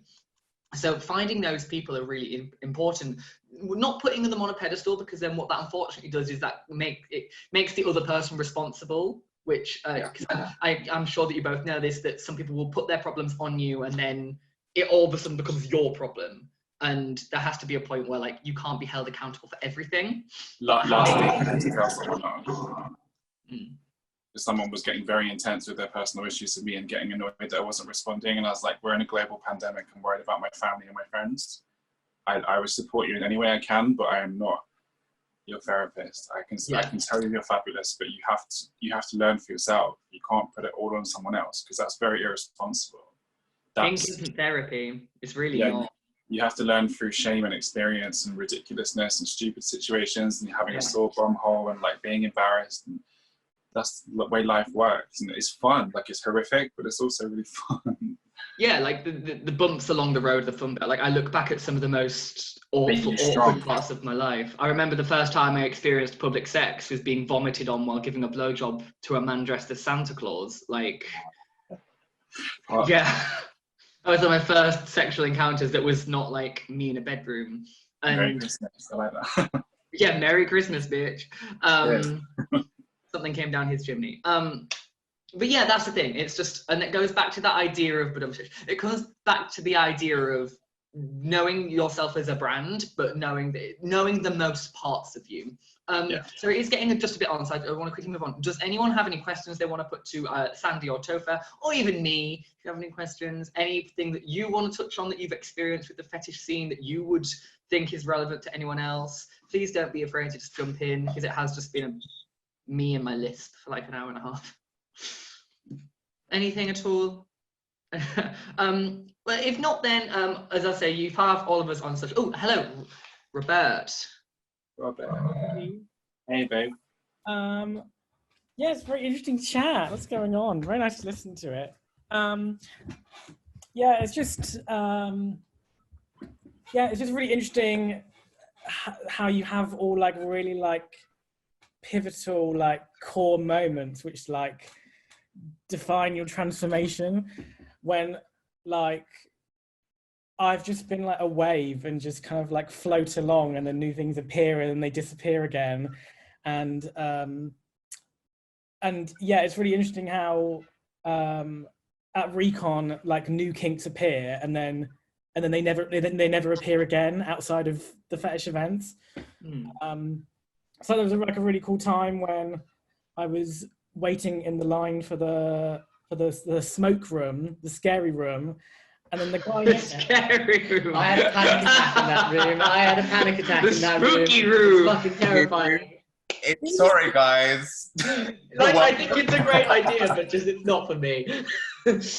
You literally take one step back and then you're just gone. That's it. You're just alone. But anyway. You're welcome. Yeah, as I was waiting in that queue, a guy I had befriended from a friend of a friend literally an hour ago was like, so what are you into? And I was like, I don't know. And he was like, oh, well, do you want to try being a gimp? And I was like, yeah, sure. And then just in that moment, he just put a gimp hood on me, and then I just fucked him. And then whilst that was happening, 5 people then surrounded him. And so I was gimpified even more because they were talking to him and they were like, you like that, don't you? And he's like, yeah, great, amazing. And so it was like double layers of gimpness. And then that lasted 2 minutes? And then he took it off and he was like, how'd you find that? And I was like, great. And then it never happened again. So the summer that was. Yeah, but like the fetish event specifically, there's lots of moments like that, and like I like to have special moments with people, and then like strangers at Recon, and then when it ends, I go, that was so good, and then they go, that was so good, and I was like, you're amazing, and then I go, you're amazing, and then they leave, and I like to on purpose not ask who they are, because then it makes them perfect. And like, yeah. Oh. I love you. I know Rob in real life, and he's the sweetest man. I'm sorry. That's really good. Yeah, that's really good. I think that's the joy of finding these moments in this. It's like, Well, it's true. It's true. On like Grinder and in like real life, they know you. And when you're in a sauna, it's all silent. But the recon events, at the recon events, there's lots of talking. So it's like you kind of meet someone from across the room. You kind of have to slip and slide and see what each of you like. And you have like a very base level of knowing that you're both sexy people. How are we gonna make it fit? Like a deleted scene from Gone with the Wind, isn't it? Well, It's that makes me feel lovely. really happy that you made that connection. I love that because one of my fears actually around, like, especially when you're at an event, and it's not necessarily just our events, at any event, how do people from, I know that we'll maybe talk about this a bit later, but like these two different worlds, as it seems, like the old guard and the new guard, how do these two groups mix? How does someone who's new to the scene mix with someone who's basically a veteran on the scene? And that doesn't necessarily mean that you're older, because you can be, you know, be on the scene and be quite young anyway, a veteran on the scene and be quite young. So for me, that's one of the things with our events, especially, that I try to curate a space where people can really mix and really meet each other. And that's kind of my role at the event, to kind of make sure that these two groups can actually meet, and creating those spaces like the smoke room. I'm glad that happened, because that wasn't the intention of it, but it's great that it did happen, you know? I didn't think that anyone would kind of like, it was meant to be more of an anonymity space rather than anything, but that was great that you were able to kind of like mix the two things together and create your own memory and experience, which is great. Yeah, Sorry, go on, Robert. I also liked how it disappeared the next year, as if like every other room is like core, Yeah. but it implied that there's like one mystery room which changes every year. Because like it's really interesting, because at Recon, like I feel like you've got like eight to 10 core fetishes, and then there's just, which each gets their own room, and then all the other things kind of like float around. Yeah. And so I've always had dreams for my own room. I'd love to have a voyeur room where everyone like sits in a circle, and then there's like a bit in the middle where like for like 3 minutes or whatever, you just get to voyeur to everyone. But anyway, I'm sure Sounds like the scene from Taken, doesn't it? Also, dark room at the last event, Rob. Everyone with a cocktail, like, 8 out of 10. 7. That was the dark room at the last Recon event. They had it it started in the bit where you have like the platform above it, and I remember walking into the dark room and being like, the geography of dark people are rooms. looking down on me. This is very odd. Do you know how much thought, I wish that people understood and knew how much thought and effort goes into designing those dark rooms. Yeah. Because it's a fucking nightmare, and the thing that you think that everyone is going to gravitate towards is never the thing that everyone starts fucking on some random chair that's not even meant to be there. Fucking in the ball pit at 10 o'clock. I'm trying to like throw a ball at a dog, and there's someone getting coital deep. I remember the one year that you guys had like a chill out area for the December event, and I was really tired, and I was like, I'm going to go and sit down, and I walked up to the chill out area and was like, oh no, this is just another dark room. Okay, cool. But I committed to going there, so I just sat down for like 20 minutes and was like, no, I'm not moving. This is marked as a chill out area. You want to fuck, you can go to the dark room. But you know what? I thought that the kind of pop and R&B dance floor wouldn't be very popular, but I spent most of my night when that was there. Whoever like that was my brainchild. I was like, I want to go to a fetish event and listen to Beyonce. Therefore, make me a room. At the time, and that is the power of Sandy. I was with Crimson at the time, because he was one of the first people I met when I went to the members party of Fetish Week 2018. And I just remember we hit it off, and then I'd seen him, I think it was the December event of that year, or like a bank holiday event. And I just remember being in that dance floor, on the dance floor, like, I really want to go say hi to my friends, but I can't, because Beyonce's still on. I can't leave. And it's funny how in these moments, everyone comes in with a bravado and like a guard up, but as soon, and that's the joy of going to these events and being open-minded, is that there's so much fun to see the bravado be taken away. That's what I love. I love it when you strip away the layers. I find that fascinating. I think that's, I've worked for Recon for 7 years now. Oh God, 7 years now. And I think that's kind of been the subtle thing that I've been trying to do with Recon, because it was, and I think it still is, quite a bravado-filled like brands, you know, but how can I introduce things that can open it up a little bit? And that was kind of one of the things. So I find it's really easy to do it at events. You kind of like think about, you know, the different spaces, and some venues allow us to do things a bit more flexibly than others. But, you know, I knew that would be that pop and R&B room. It's just such a simple thing that someone would actually really like. And I was like, and at the end of the day, it's really selfish. It kind of comes down to, what do I like? What do I want to see? Do you know what I mean? Like, who do I think, you know, and we do these surveys after we have the events as well. And we try to take at least one thing from each survey that everyone kind of wants and put it into the next event, you know. And I'm glad that you had that experience. I'm glad that you enjoyed, you know, the R&B room as well. But for me, I still think there's so much more to do to make sure that so many more people can be and feel included in our spaces, especially.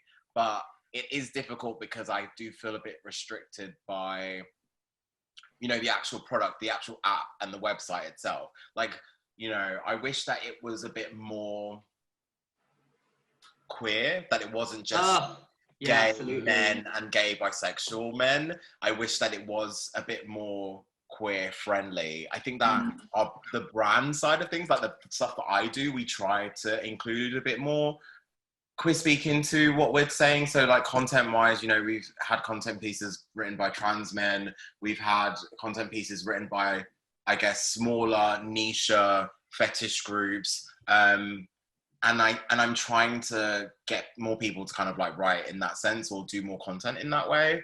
However, I think that there's still a long way to go in making it completely queer. And the thing is as well, like I always say with regards to bringing kind of more trans people into these events, is that if you're into, like, I've had on my survey, there was a question that said, name a fetish you don't understand.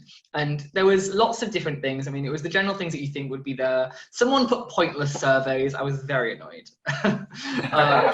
But I always think of it like this. If you see someone that's into put play, for instance, and you're not into it, you simply just have this notion of, regardless of what my experience is, that person is living their life, let them live it. It's the same with anyone coming into a queer space, especially if they're trans. Like, they have their own story, their own thing, their own reasons behind why they're there and why they want to be there. Just like, one, as a base level, let them be there. There's no more entitlement than you being there to them. But two, again, there is this joy of talking to new people. And one of the best pieces of advice I got as a queer person is to experience queerness other than your own. I remember when I went to the Edinburgh Festivals a few years ago, I made it my mission to learn about queer culture in other cultures. I learned a lot about queer African culture, which was really interesting. And it was something that I wouldn't have learned if I didn't say to myself, I'm going to learn this new thing. I'm going to take the time to meet someone and learn them. And the best part of the start of Fetish Week is the chat that you give, Sandy, where it's like, if you see someone on their own, talk to them. Because I was that person on their own, not knowing anyone, thinking I was overweight and that I was too feminine and that I looked odd. And then people came and talked to me and I felt a part of it. And then I've grown since then. That initial spark is really important, I think, anyway. And I think that people get really, so when I said that at the last Fetish Week, I think that people get really bogged down by having to have conversations with people. It can be quite daunting. And I'm like one of those people that will go up to him and be like, and just start. But I think that there's also something about just acknowledging someone for something. Do you know what I mean? So, you know, the last recon party we had, a few more guys like dressing up in lingerie and stuff like that, and I'll go out of my way to make sure I go, yes, like, so that they feel like, oh, I'm included in this space. So it's like a little acknowledgement, and it doesn't necessarily even have to know. I think it would be nicer if it wasn't only coming from me, if other people just kind of said, oh, you look really cool, this is really cool, whatever the case may be.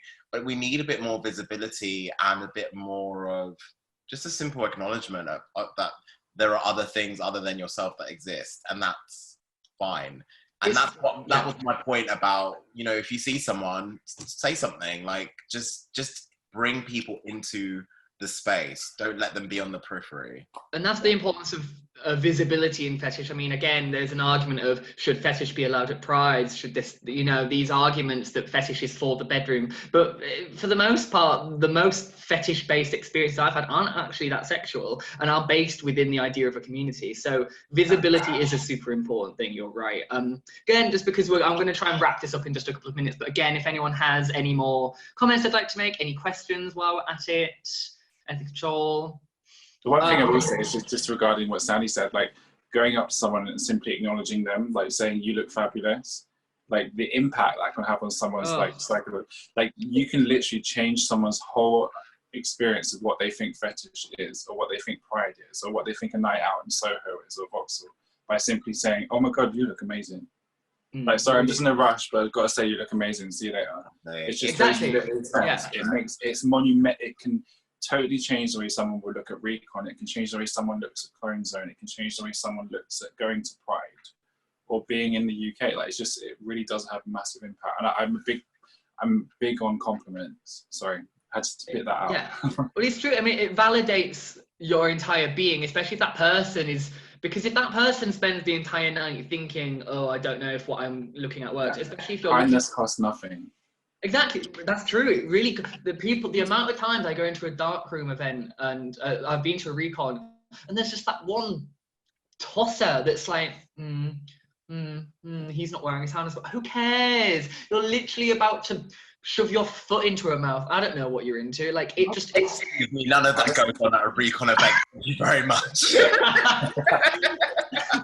Like, it's just, it goes back to that age-old thing. It's just, it's not that deep. It's just not just be nice. It doesn't have to be serious. It doesn't have to be regulated. It doesn't have to be hierarchical. And so that person that's looking around the room seeing really expensive gear, gorgeous men, and an idea of how something looks, and they don't feel like they fit that narrative, as soon as someone goes to them and is like, you look really cool, it allows them to, one, feel valid within themselves, and two, it's just the idea that being an individual is okay. Being part of a group is really important, and you don't have to be in factions. Being one community is great, but you have to respect yourself as the individual in these groups. Sorry if I'm dragging this on for too much, but I have to say, I just remember one last year, we did a pre-puppy event at Clone Zone Soho before the pup event the day before, and there was one guy in the Clone Zone Soho store, and I could just see that he wanted to take part, but he didn't have, I could just see that he just didn't have that extra, you know, the balls to just jump in.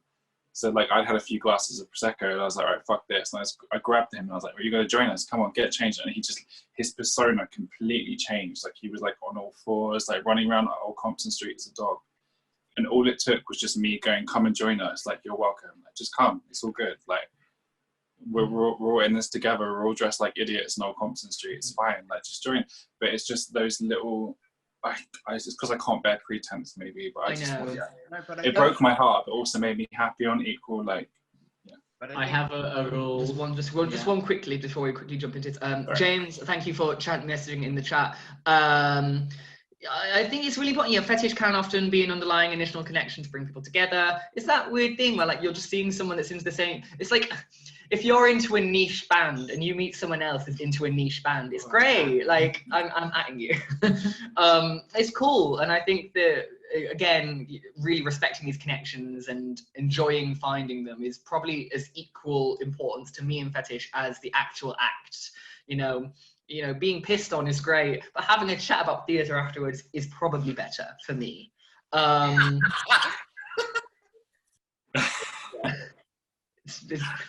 But I do think that it's the responsibility of like, this is what's so great about the scene, right? I think it's the responsibility of everyone that's part of it to make everyone else feel welcomed as well, because we all know how it feels to be on the outside. So why would you treat someone else with anything other than kindness? You know, if someone asks you, where did you get your boots from? They're asking because they probably want to have those boots so they can get access to another event or whatever the case may be. Or, you know, I get questions about how do I go about whatever. And it's just, it doesn't take that much to kind of say, hey, I'm part of this thing. This is how you can be part of it too. Yeah. So I'm going to quickly wrap this up because this is going on. So the last thing I'm going to ask is just quickly, if you have one piece of advice that you would give fetishes? Just in general, one thing that you see within the fetish scene that's like, if I could just scream into everyone's face about fetish, what would it be? So I'll start with you, Sandy. Do you mean as in like, what would I say to other fetishists, or would I say to the outside world? Ooh, let's do both. What would you say to other fetishists, and what would you say to the outside world? Okay, other fetishists, I would say, be kind, don't marginalize other people, because that's my thing. I hate it when marginalized people marginalize themselves. And to the outside world, I'd probably say fetish is liberating, fetish is drag, fetish isn't that deep, it's not that serious. It can be really fun, it can kind of be what you make it to be. So dive in. Topher, the same question. To people within it, I would just say, like, if it's a constant, you're always learning, make mistakes, make sure you fuck up. That's the best way to learn, is to make the mistakes. Don't worry about being perfect, because like I said, the best knowledge you ever get is from making mistakes and the stupid shit you get up to. Mm-hmm. That's how you learn your identity. And to anyone outside, I would say, don't knock it until you've tried it, bitch. Absolutely. I know that Karen from down the street would love a fist up her. I know that. I live on a street of Karens, trust me. They've seen me dressed up. Karens are normally doing it indoors behind the blinds themselves, so they know. Karen knows. Karen loves a fist. I've lent Karen my stockings, bro. But for me personally, as someone that's gender non-conforming and someone that has had a very tumultuous relationship with fetish, even though I'm only quite young, you wouldn't guess because of the receding hairline. My advice to other fetishists is that there is a world outside your bubble. Have fun exploring it. And also there is a power within being your best self. It's not just, don't just be kind because that's what you have to do. Do it because there is a power being, there's a power being your best self. And if you embrace everything, you know, just to kind of go over some of the points you mentioned, know that our fetish is because of the way it is, because of the people that stand before us. So know your past, but know what you're going to take from that. Fetish isn't that serious. You're literally all a bunch of dudes and dudettes and non-conformers being pissed on, fisting, and doing everything in between. Like, it's just not that deep. And it's, for me, fetish is, I go into a fisting party where they play Baby Shark, for God's sake. Like, that is what fetish is about. That is true. That happened. MRM last year, that was a thing. There was a playlist and it just came on back. Wow. Yeah. Anyway, know other people's situation is different to yours. Know that there are people that have less money, that are different fetish inclinations, that want different things. Respect yourself, but respect the individual. But yeah, just embrace weirdness. And if I could give any advice to the outside world, that, you know, fetish isn't porn. People, especially nowadays, people are scared of public sexuality because they see being a public version of yourself as an attack on their own way of life. Public queerness isn't an attack on the norm. It's allowing the norm to grow. And fetish is exactly the same. Just because I'm not slipping a finger in behind a bin at a nightclub doesn't mean to say that my sex isn't the same as, you know, straight people, whatever. I like being a finger behind nightclub. So am I, and I was vomited on in the process. So I know. Good times, good times. Wow. I mean, we've all been there. Yeah, I want to go back though. But it's just visible. 7 weeks. 2 years. Oh, good. Visible weirdness isn't an attack, and the more that you understand and embrace yourself, and think of fetish as a hobby, and think of it as a really cool thing that you do that you wouldn't exactly go tell your nan about, but like, it's, you know, it's writing in the village newsletter, like, oh, I just became a dog today. I don't know. It's just one of those weird things where it's really empowering. So embrace it and embrace the new. And also, if I can give any advice to anyone, is look after your rubber better. I walk through these recon parties and I see them just not being washed for it. I'm like, babe, it's gonna break. And then you're gonna come to my ass and ask for it to be fixed. Make that money, honey. Don't tell them. Let it break. To them. And that's the thing. It's Start handing out cards at the recon party. Just when you see one, just be like, "Oh, babe, you're gonna need this." that was my plan for MRM this year, of being like, by the way, she makes her own. It's custom couture, darling. But yeah, like just be your most open and honest self, and then you'll really get the most out of your fetish just by kind of getting rid of these parameters that we've somehow put on ourselves. Like I said, like I will always go to fetish events wearing my own latex, wearing my own style, and bitch, I'm gonna have my face in an ass and you won't see a smudge. So get into it. Where'd you get your setting spray from? Because I need some, trust me. I'm like... If I don't come out the end of the night literally looking like I've just been dragged across the face, it's not even been a good of an evening, to be fair. Guys, thank you so much for coming to it. I genuinely woke up this morning like it's going to be like 2 people, and it's just going to be then some random guy masturbating and crying. Who knows? I thought that What was are Sniper doing? I wonder who that was me. But guys, thank you so much for coming to it. Thank you, Sandy and Topher. I really appreciate you coming. Thank you so much. Do follow them on Instagram and Twitter. Just a quick update, if any of you do want to go one step further about exploring your identity and you think, oh, I want to make my own latex, or you want to see how it works, I will be posting a tutorial on Tuesday at the very earliest. It goes live at 8 o'clock. If you go on London LGBTQ Community Centre, that is LDN LGBTQ Centre. I will also post it on my channels. You'll probably find links at Best Dressed Mess. If you don't follow me on Twitter, please do follow me on Twitter. Thank you. Social media hall. But yeah, if you do want to learn how to make your own latex, I will be posting a quick tutorial about how to do it. Even though when I make latex, as my housemates will probably tell you, it's usually me screaming and crying. Yes. Latex literally is like a child I want to throw out the window, but I do love it.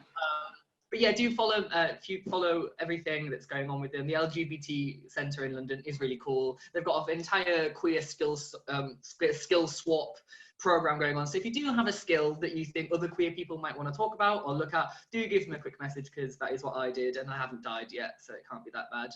Guys, thank you so much for joining me today, and follow me on Twitter. Thank you. Thank you. Follow you on Twitter. I missed that. Is that on Twitter? Oh, and if I'm being really cheeky, I do have a drag queen account. She's called Evangelina Holy on Instagram. She's a disgrace. I'll follow. Follow her, boost her ego, because she's not working at the moment. I did a live stream yesterday that was crying. But yeah, uplift your community, buy me things. I'll post my wish list. Honestly, it's really good to see other Kinksters and you. Thank you so much. Have a good evening and stay safe. Bye, G's. Thank you so much. Bye, That was so much fun. That was so much fun. Bye.